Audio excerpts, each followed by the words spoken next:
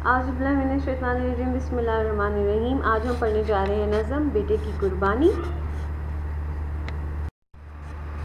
اب ہم لکھ لیتے ہیں اس کے مقاصد۔ سب سے پہلے ہے بیٹے کی قربانی کہ درست تلفظ سے پڑھائی کر سکیں، مشکل الفاظ کے معنی تحریر کر سکیں، مرکزی خیال تحریر کر سکیں، مشقی سوالات کے جوابات تحریر کر سکیں اور اشارہ کا مفہوم بیان کر سکیں۔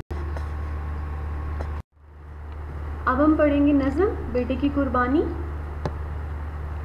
پتر بولا کہ بیٹا، آج میں نے خواب دیکھا ہے، کتاب زندگی کا ایک نرالا باب دیکھا ہے۔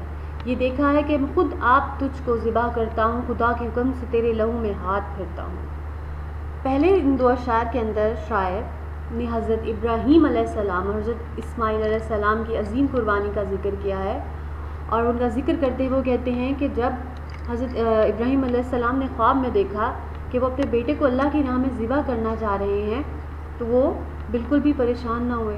پھر آگے انہوں نے کیا کیا؟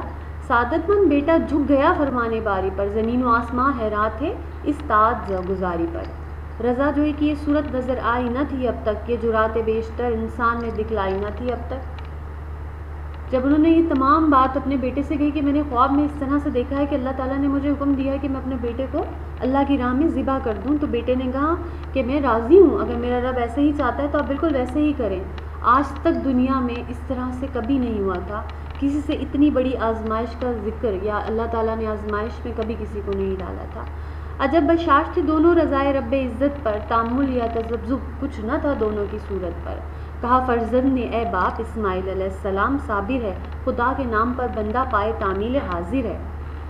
جب ان کو اس چیز کا حکم دیا گیا تو حیرت کی انتہا تھی کہ دونوں بیٹے باپ اور بیٹا دونوں پرسکون تھے، یعنی کوئی پریشانی کسی قسم کی بھی کوئی ان کے حیرانگی ان کے چہرے پر نہیں تھی۔ اور بیٹے نے کہا ابا میں آپ کے ساتھ چلنے کے لیے تیار ہوں، خدا کی راہ پر قربان ہونے کے لیے بھی، مگر آنکھوں پر اپنی آپ علیہ السلام پٹی باندھ لیجئے گا، میرے ہاتھوں اور پیروں میں رسی باندھ دیجئے گا، مبادا آپ علیہ السلام کو صورت پہ میری رحم آ جائے، مبادا میں تڑپ کر چھوٹ جاؤں، ہاتھ تھرائیں۔ اب بیٹے نے باپ سے کیا کہا کہ آپ صبر کیجئے گا اور ایک کام کیجئے گا کہ آپ جب مجھے ذبح کرنے کے لیے لے کے جائیں تو اپنی آنکھوں پر پٹی باندھ لیجئے گا، ایسا نہ ہو کہ جب آپ مجھے ذبح کرنے لگے تو آپ کے ہاتھ کانپ جائیں، اور میرے ہاتھ اور پیروں کو رسی سے باندھ دیجیے گا، کیونکہ جب آپ مجھے ذبح کرنے کے لیے جائیں تو ایسا نہ ہو کہ آپ میری صورت پر دیکھ کر مجھ پر رحم کھا لیں اور آپ اپنے ارادے سے پھر جائیں۔ پسر کی بات سن کر باپ نے تعریف فرمائی، یہ رسی اور پٹی باندھی اور ان کو پسند آئی۔ ہوئے اب ہر طرح تیار دونوں باپ اور بیٹا، چھری تھامی پدر نے اور پسر قدموں میں آ لیٹا۔ اس پوری نظم کو جب آپ پڑھیں گے نا تو آپ کو اندازہ ہو جائے کہ حضرت ابراہیم اور اسماعیل علیہ السلام نے وہ کیا جو آج تک کسی نے نہیں کیا، لیکن اللہ تعالیٰ بھی بڑا رحمان اور رحیم ہے، وہ اپنے بندوں کو اتنی بڑی آزمائش میں کبھی نہیں ڈالتا۔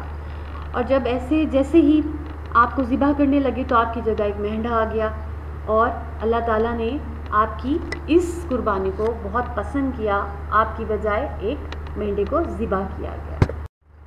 اب دیکھ لیتے ہیں کچھ مشکل الفاظ کے معنی۔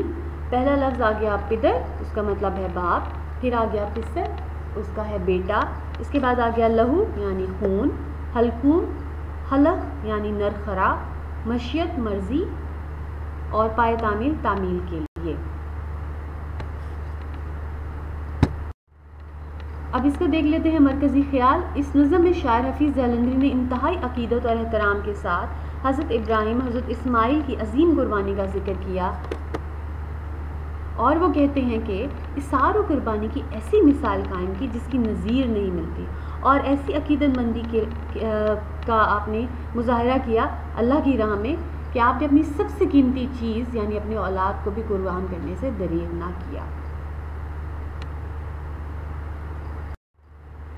اب ہم دیکھ لیتے ہیں اشعار کی تشریح۔ اس میں شعر نمبر 1 آ گیا، عجب بشاش تھے دونوں رضائے رب عزت پر، تامل یا تذبذب کچھ نہ تھا دونوں کی صورت پر۔ تشریح دیکھ لیتے ہیں اس کی۔ اس شعر میں شاعر نے اللہ سے پیغمبران کی والدانہ محبت کو بیان کیا ہے، اور کہتے ہیں کہ جب اللہ نے حضرت ابراہیم کو حکم دیا کہ وہ اپنے بیٹے کو اللہ کی راہ میں قربان کر دے تو دونوں کے چہروں پر کسی بھی قسم کی پریشانی اور حیرانگی کے آثار نہ تھے، اور وہ اللہ کی رضا پر۔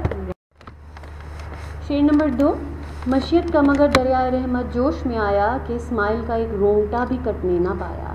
تشریح اس شعر میں بتایا گیا ہے کہ جیسے ہی چھری حضرت اسماعیل کے حلقوم یعنی گلے پر چلنے والی تھی تو اللہ کی مرضی تبدیل ہو گئی اور آپ کی جگہ ایک مینڈا آ گیا، اور اللہ نے اپنے پیارے کو ذرہ بھر بھی کٹنے نہ دیا، یعنی ان کو تھوڑی سی بھی تکلیف پہنچنے نہ۔ آخر میں ہم سوالات کے جوابات اور اشعار کی تشریح نوٹ بک پر تحریر کریں گے۔ امید کرتی ہوں کہ آپ کو نظم سمجھ آ گئی ہوگی۔ انشاءاللہ بآسانی اب کام کر لیں گے۔ شکریہ، اللہ حافظ۔ آواز آ گئی بچوں۔